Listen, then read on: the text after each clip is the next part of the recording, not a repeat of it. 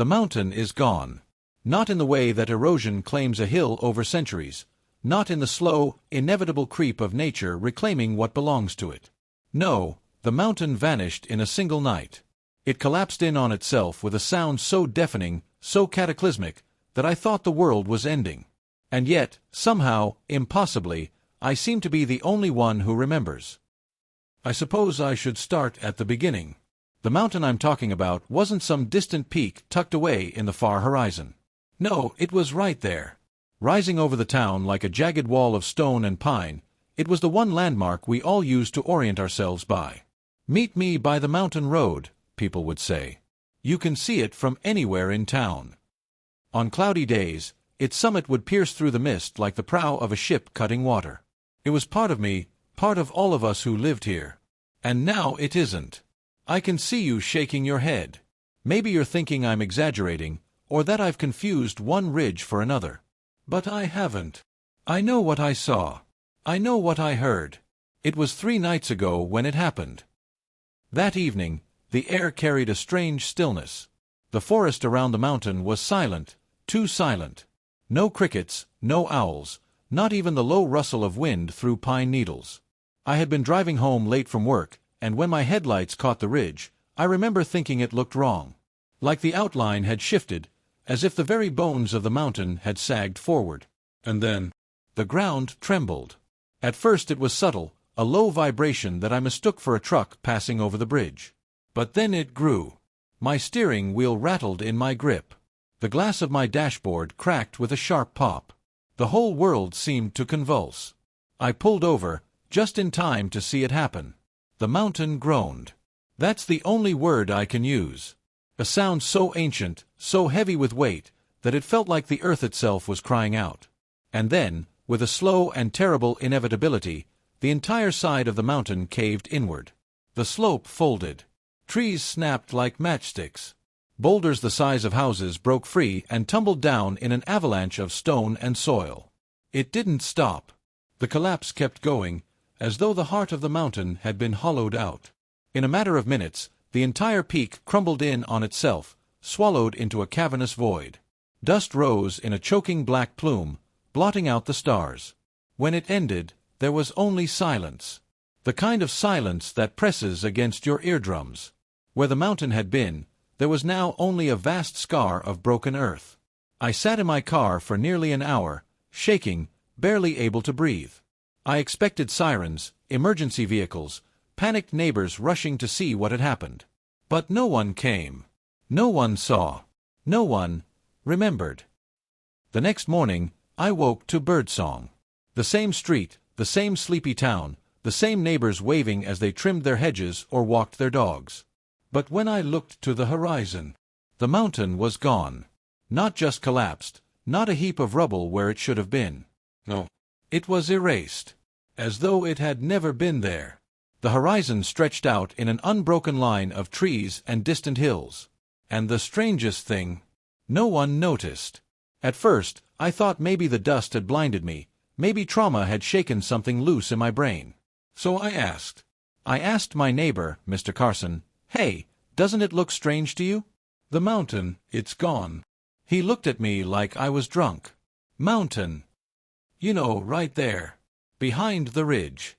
You could see it from your kitchen window every morning." He squinted into the distance, frowned, and shook his head. "Never been a mountain there. Just the forest. You sure you're feeling okay, son?" I laughed it off, but my stomach knotted with dread. I asked more people. Co-workers, friends, strangers at the gas station. Each one gave me the same blank look. There's never been a mountain here. But there had. I know there had. That night, I drove back to the site. The road that had once wound up the slope was still there, but it ended abruptly at a wall of trees. Fresh trees. Old, thick trunks that couldn't have sprouted overnight. The land was wrong. It didn't just look like the mountain had collapsed.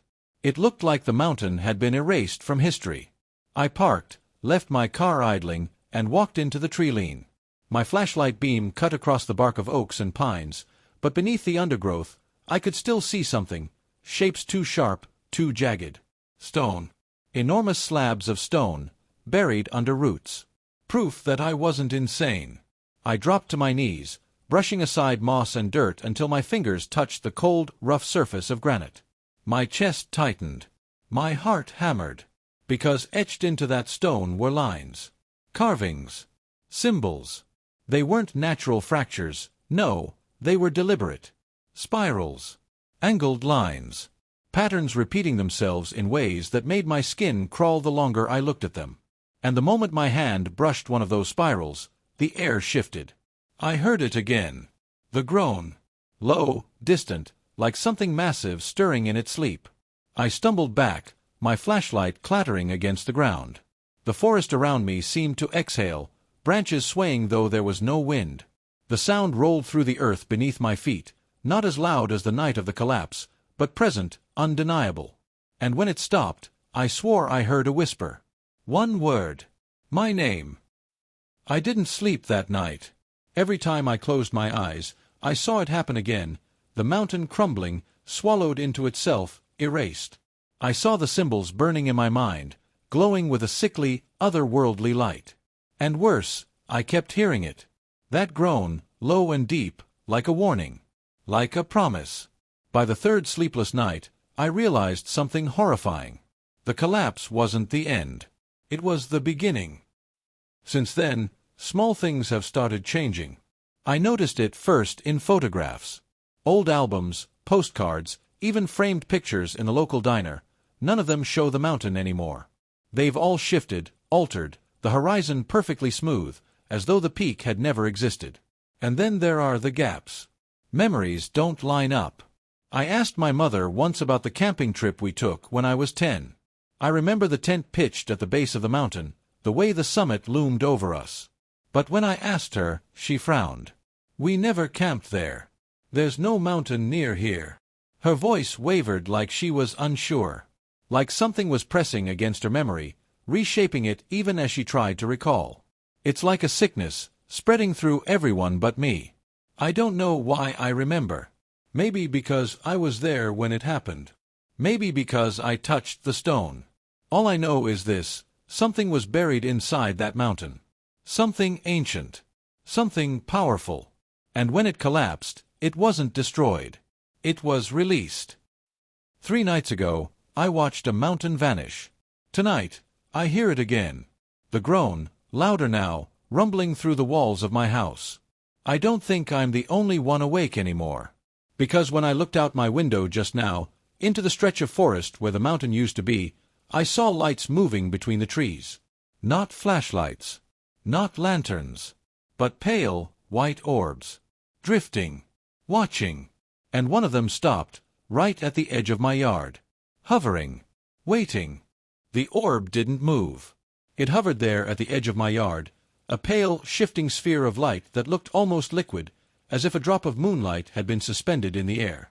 My heart hammered so loudly I was certain it could hear me. I stood frozen at my bedroom window, barely breathing. The rational part of me screamed to turn away, to close the blinds and pretend I hadn't seen it. But I couldn't. My body refused to listen. The orb pulsed. Slowly. Like a heartbeat. And with each pulse, I felt something push against my mind. A pressure. A whisper just beyond the edge of hearing. It wanted me to come outside. I don't know how long I stood there. Seconds. Minutes. The longer I watched it, the less real it felt. My surroundings began to blur, the room melting into shadow until only that white glow remained. Then, the orb split. The smooth surface fractured into shards of light, like cracks racing across glass. In an instant, it folded in on itself, vanishing with a faint hiss, leaving behind only the darkness of the tree line. I stumbled back, gasping as if I'd been holding my breath the whole time. My legs gave out, and I sank onto the floor, my body trembling uncontrollably. It was gone. But the silence it left behind was worse. Sleep was impossible after that. I sat at my desk until dawn, every light in the house blazing, clutching the kitchen knife I'd pulled from the drawer. My hands shook so badly I nearly cut myself twice. At sunrise, I told myself it had to be a hallucination. Sleep deprivation, stress, paranoia. But deep down, I knew better. Because when I stepped outside the next morning, I found something waiting at the edge of my yard where the orb had hovered. A stone. Small, round, smooth. But etched with the same spirals I'd uncovered in the ruins of the mountain. And it was warm. I pocketed the stone and tried to carry on with my day, but it wasn't that simple. Everywhere I went, I felt eyes on me. At the grocery store, in traffic, even as I sat at my desk at work. My co-workers chatted and laughed like nothing was wrong, but every so often, one of them would glance at me a second too long. Their expressions blank, empty, before snapping back into normalcy as if nothing had happened. It was subtle at first. But once I noticed, I couldn't stop seeing it. They weren't themselves anymore. Or maybe they never had been. That night, I drove back to the site of the mountain. I told myself it was to prove I wasn't insane, to find more carvings, more evidence. But part of me knew I was being pulled there. Like a tether wrapped around my chest, dragging me toward something I couldn't escape. The road was darker than I remembered. My headlights seemed to vanish just beyond the tree line, swallowed by a thick, unnatural shadow. By the time I reached the end of the pavement, the silence was total. Even my engine sounded muffled, distant. I parked, left the car running, and stepped into the forest. The deeper I went, the colder the air grew. My breath puffed out in clouds, though it was the middle of summer. The trees seemed to lean inward, their branches curling together to form a kind of tunnel. And then I saw it. A clearing. At the center stood a circle of stones, each one taller than me, arranged in perfect symmetry. Their surfaces were covered in the same spirals, their grooves filled with a faint, pulsing glow. The stone in my pocket grew hot. I stepped closer, heart pounding. As I entered the circle, the air thickened. My ears popped, like I'd crossed into another altitude. The world outside the stones dimmed, swallowed in shadow, until it felt like I was standing in a space cut off from reality itself. And then, the ground trembled. Not violently, not like the collapse, but a steady, rhythmic vibration. A heartbeat. The stones began to hum. Low at first, then rising, vibrating through my bones until my teeth ached. The spirals glowed brighter, bleeding into the air like smoke. I clutched the stone from my pocket, and the moment my fingers brushed its surface, I saw them. Figures. Not solid, not flesh. Shadows shaped like people, flickering in and out of existence. They circled the stones, their heads bowed, arms raised as if in prayer. Their mouths moved, but the words didn't reach me. One of them looked up. And even though it had no face, I knew it was staring directly at me. I staggered back, but the circle wouldn't let me leave. The air thickened around the stones, pressing against me like invisible hands.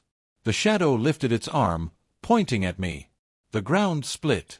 A crack tore open in the dirt at my feet, and from it came a sound I'll never forget. Not the groan this time, but laughter. High-pitched. Childlike. Wrong. I dropped the stone.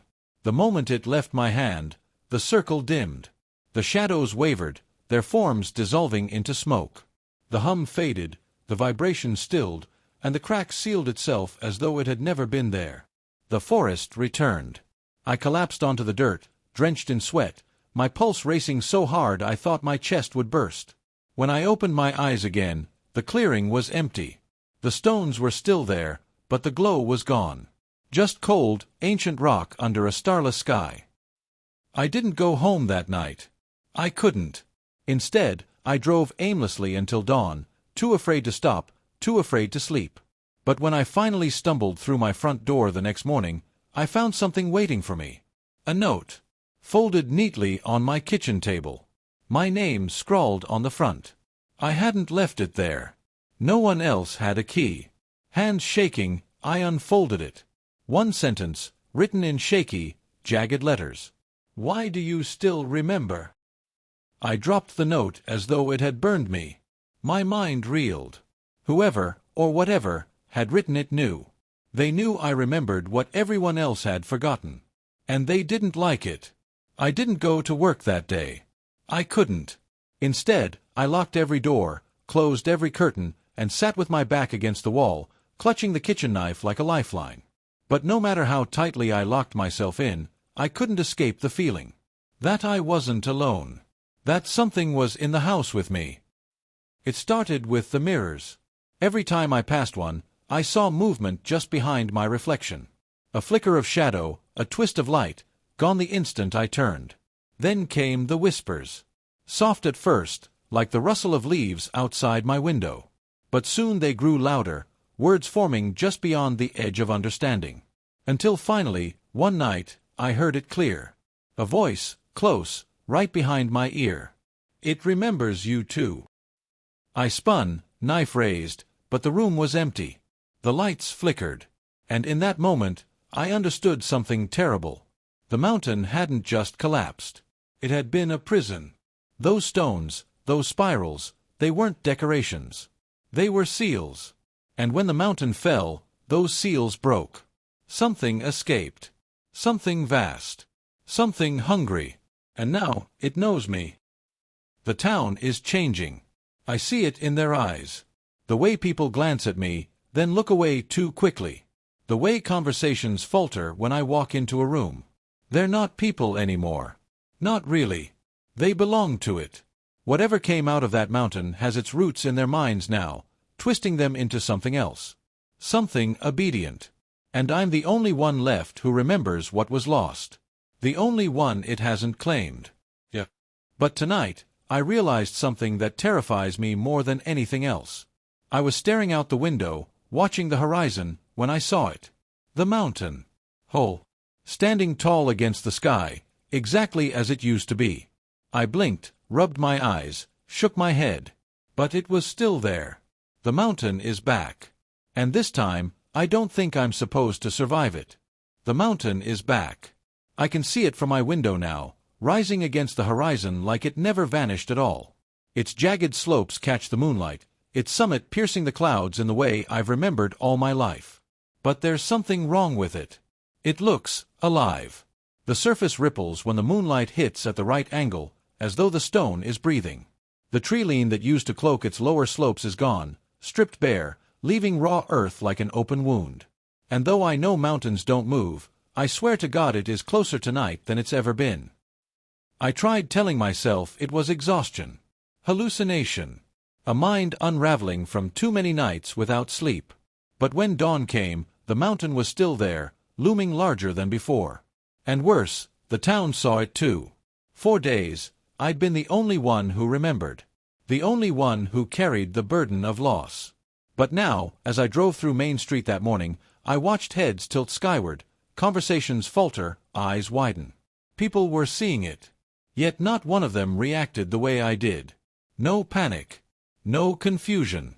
No whispered asterisk. Where did it come from? Asterisk. Instead, they smiled. I saw it on every face. That same empty, glassy smile. The same vacant calm I'd noticed in them before. They welcomed it. I pulled into the diner just to be around other people, to test the waters. The place smelled of coffee and bacon grease, just like always. But the atmosphere was different. Everyone sat facing the same direction, toward the wide window that framed the mountain. They ate in silence, forks scraping plates, eyes fixed on the looming shape outside. I sat down at the counter, trying to steady my shaking hands as I ordered coffee. The waitress, Janine, poured without looking at me, her gaze locked on the horizon. Finally, I broke the silence. "Where did it come from?" I asked, forcing my voice steady. She tilted her head, as if trying to parse the question. "It's always been there." "No," my voice cracked. "It collapsed 3 nights ago. I saw it." "You don't remember?" Her eyes flicked to mine then, just for a second. And in that second, I saw something inside them. Something moving, like shadows swirling beneath the surface. Her lips curled into that same hollow smile. "We're so glad it's back." I left without touching my coffee. By the time I reached my car, my heart was pounding so hard I thought I might black out. The whole town was falling deeper under its influence, pulled into whatever web the mountain was spinning. And I was still outside of it. For now. That night, the dreams started. They weren't like normal dreams, fragmented or fleeting. These were vivid, heavy things that clung to me even after waking. I dreamed of standing at the base of the mountain, the earth warm beneath my bare feet. The spirals etched into the stones pulsed around me, glowing brighter with every breath I took. A voice whispered from the peak, low and guttural, a language I couldn't understand, but somehow I knew it was calling me. When I woke, my sheets were damp with sweat, and my hand ached. I looked down to see the faint imprint of spirals burned into my palm, as though I had been clutching the stone again in my sleep. But I'd left the stone in the forest. Hadn't I? The following day, I drove back out to the ruins. The forest was quieter than before. Not silent. No, this was worse. Every sound was deliberate. A twig snapping. A branch rustling. Footsteps that stopped the moment I did. By the time I reached the clearing, I wasn't alone. They stood in a wide circle around the stones. Dozens of them. Men, women, children. Faces I recognized from town. Their bodies swayed in rhythm, heads tilted back, eyes closed. Their mouths moved in perfect unison, chanting words that scraped against my skull. The spirals glowed in response, throbbing with each syllable, and the ground vibrated beneath my feet. And then, in a single motion, every head turned toward me. The chanting stopped. I froze. My breath caught in my throat as dozens of glassy eyes locked onto mine. For a long, terrible moment, none of them moved. Then one stepped forward. It was Janine, the waitress. Her smile was too wide now, stretched until the skin around her mouth cracked. "You don't belong here," she said. Her voice wasn't hers. It was deeper, layered, like something else was speaking through her. "You remember what should be forgotten." I stumbled back. "What is this? What came out of the mountain?" Her smile twitched wider. "It didn't come out." She raised her arms, palms up, spirals burned into her skin. "It came home." The others began moving then, their bodies jerking in unison, stepping toward me. I spun and ran, branches whipping against my face, roots catching my feet. Behind me, the chanting started again, louder now, echoing through the trees. I didn't stop until I reached my car. Didn't breathe until the engine roared to life. Didn't look back until the town lights appeared in the distance. That night, I locked myself in and sat with a knife again, every light blazing. My mind raced, trying to piece it together. The mountain wasn't just stone and earth. It was a vessel. A seal. Something had been imprisoned inside it, something old, older than human memory. And when it collapsed, it didn't escape. It spread. It seeped into the town, into their minds, their bodies, their very memories, until they welcomed its return. And somehow, I was immune. Why? Why me? The answer came the next morning. Another note. This one nailed to my front door. The same jagged handwriting, letters gouged deep into the paper. "You were there before." I read it again and again, my stomach sinking deeper with each repetition. Before what? Before the collapse. Before the mountain. Memories began to surface, faint and slippery, like shadows in fog. Things I'd buried so deep I hadn't even realized they were missing. I was a child, standing at the base of the mountain. My father's hand clutching mine. A circle of stones glowing faintly in the dark. Voices chanting, low and steady. And then, screams. The ground shaking. My father shoving me into the back of a car, yelling at me to never look back. The memory shattered before I could see more. But it was enough. I had been there. I had seen the mountain sealed the first time. The realization hit me like ice water. This wasn't just happening again. It was finishing what it started. And I wasn't just a witness. I was a survivor. That night, the whispers returned. They crawled through my walls, seeped through the cracks in my windows, filled my ears until I wanted to tear them off. "You were promised. You belong to us. You will return." I screamed at them to stop, but my voice was swallowed by laughter. Hundreds of voices, high-pitched and childlike, echoing the sound that had come from the crack in the earth. I clutched my head, tears streaming down my face. And when I looked up, the reflection in the mirror wasn't mine. It was the shadow from the stone circle. Faceless. Watching. Smiling. I don't remember falling asleep, but I woke on the floor of my kitchen, the knife still in my hand. The house was silent. Too silent. Until I realized it wasn't my house anymore. The walls were stone. Damp, cold, slick with moss. The floor beneath me pulsed, faintly glowing with spirals etched deep into the rock. And the air smelled of earth, of rot, of something ancient breathing. I was inside the mountain. The shadows moved first, crawling along the walls, twisting into shapes half human, half something else. Their forms shifted like smoke, their limbs bending at wrong angles. They circled me, whispering in that guttural language, their words vibrating through my chest. And then the ground split. The crack tore open wider this time, glowing with a light so bright it burned my eyes. From the depths, something stirred. Not a shape, not a form I could comprehend. Just movement. Immense. Endless. Like the earth itself was shifting to make room for it. The shadows fell to their knees. And I understood. This wasn't the mountain. This was what the mountain had been holding back. A voice filled the chamber. Not sound, but vibration. It thrummed through my bones, rattled my teeth, pressed against my skull until I thought it would crack open. You will finish what they began. I fell to my knees, clutching my head, screaming. What do you want from me? The ground pulsed beneath my hands, spirals burning brighter. You were spared. You remember. You will open the way. And then, darkness. I woke in my bed again, sunlight streaming through the window. The mountain stood outside, closer now. Too close. Its slopes swallowing the horizon, its summit blotting out the sun. And in the back of my mind, one thought burned, undeniable. I hadn't dreamed any of it. The mountain had taken me.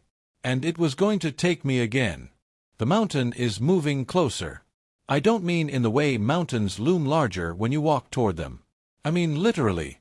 Each day it presses forward, swallowing more of the horizon, crowding out the sky. By the end of the week, its base will be at my doorstep. And no one else seems alarmed. The town thrives. Children laugh in the streets, businesses hum with energy, but all of it feels wrong. Like a stage play where the actors smile too wide, laugh too loud, move just a second too late after their cues. And every single one of them glances at the mountain with the same adoration. They're not people anymore. They're worshippers. I tried leaving.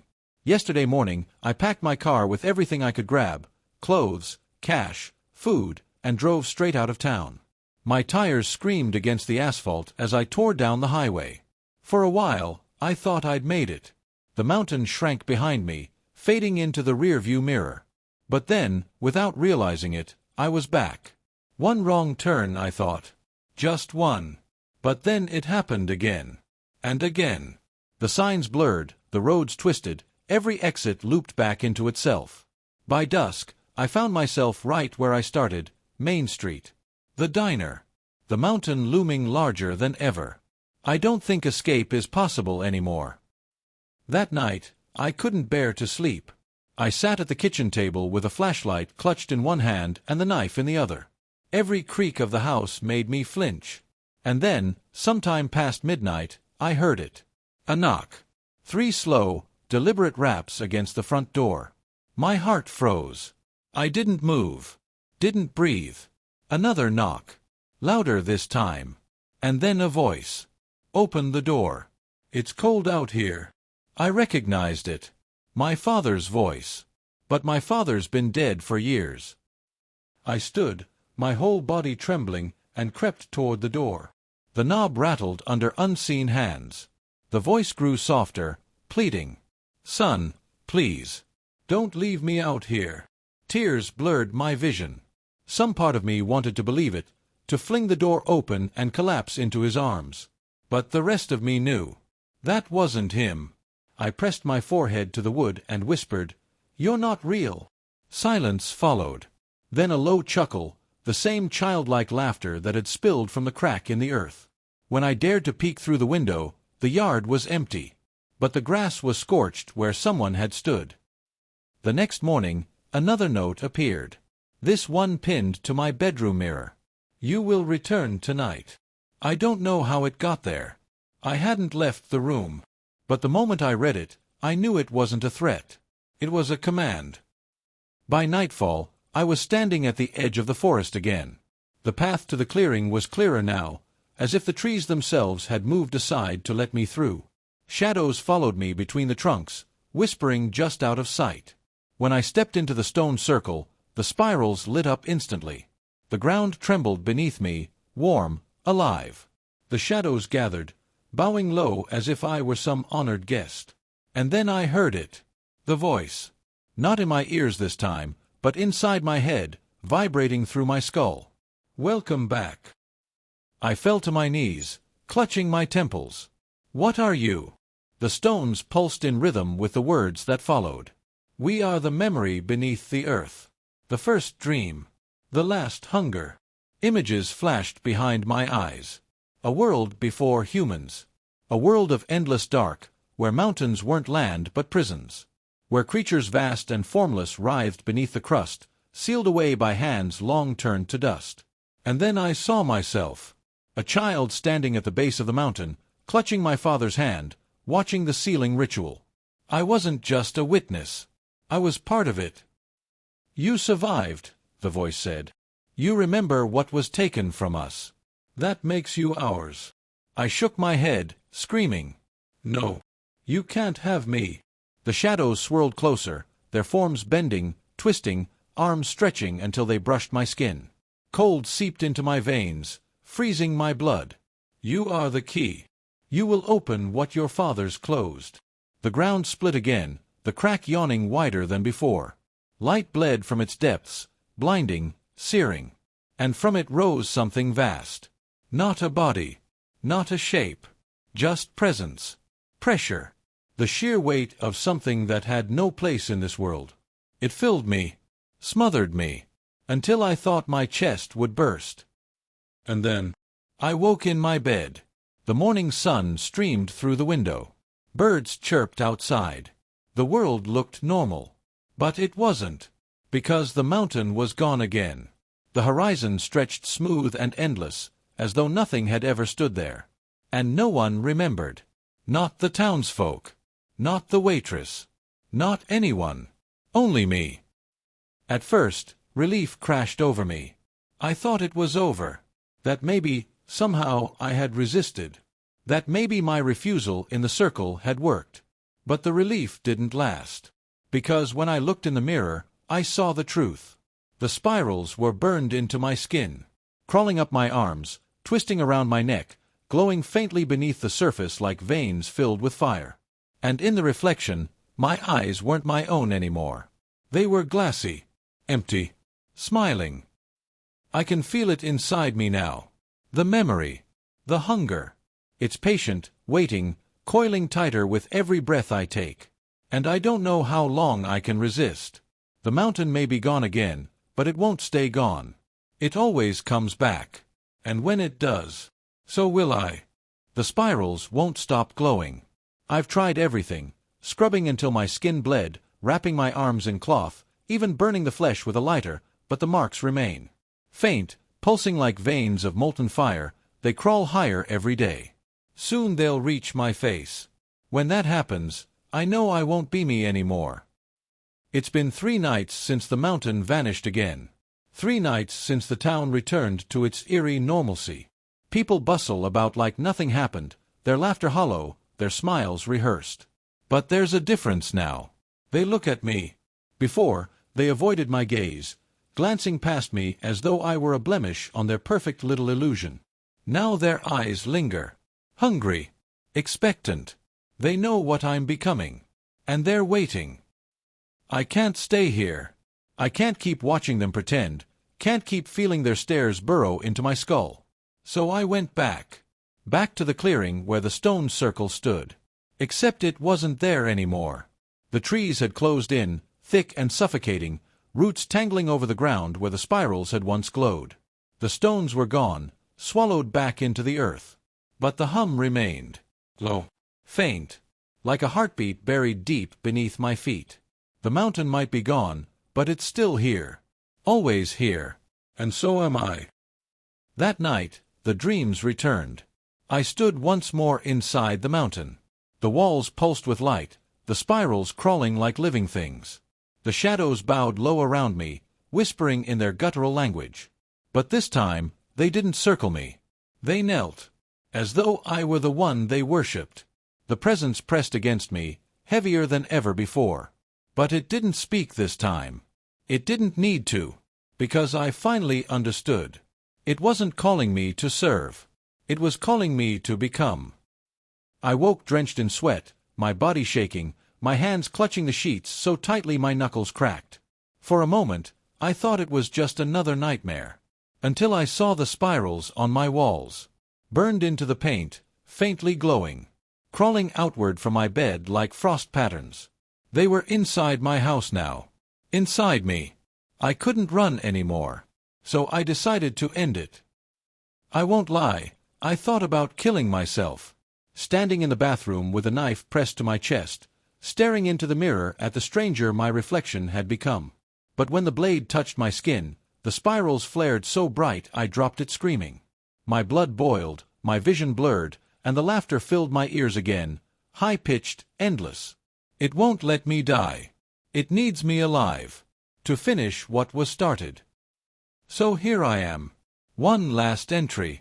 One last confession before I leave. Because tonight, I know what I have to do. The mountain is coming back. I can feel it rising, pushing through the horizon like a heartbeat forcing blood through veins. The air vibrates with it. The ground trembles with it. And when it returns, the circle will open again. The seal will break fully. And I will be its vessel. But here's the part that chills me more than anything else. When I drove past the school earlier, I saw the children playing outside. Laughing, running, chasing each other across the yard. And in the sunlight, their shadows weren't their own. The spirals burned faintly across their skin. I'm not the only one anymore. Maybe that was the plan all along. Not to destroy us, but to replace us. To take root in our memories, our blood, until every last one of us belongs to it. And I was just the first. The seed. The one who remembered, so the memory could spread. As I write this, the ground is shaking harder. Pictures rattle on the walls, glasses shatter in the sink. Outside, the horizon is splitting. The mountain is clawing its way back into the world. The townsfolk are gathering in the streets, their faces turned upward, arms outstretched in worship. And I can feel it. The spirals on my skin blaze like fire. My blood is boiling. My vision is blinding white. It's not whispering anymore. It's roaring. A voice vast enough to drown the stars. Open. I stumble outside, my legs no longer my own. The crowd parts for me, bowing, chanting, their voices blending into the roar of the earth. I reach the base of the mountain. The stone splits open, spirals burning bright, a chasm yawning wide. And inside, there is no end. Only dark. Only hunger. Only memory. It reaches for me. And I go willingly. If you're hearing this, if these words somehow survived, then know this. The mountain collapsed. The mountain returned. The mountain will always return. And when it does, you won't remember. No one will. Except me. And by then, I won't be me anymore. I'll be waiting. The end.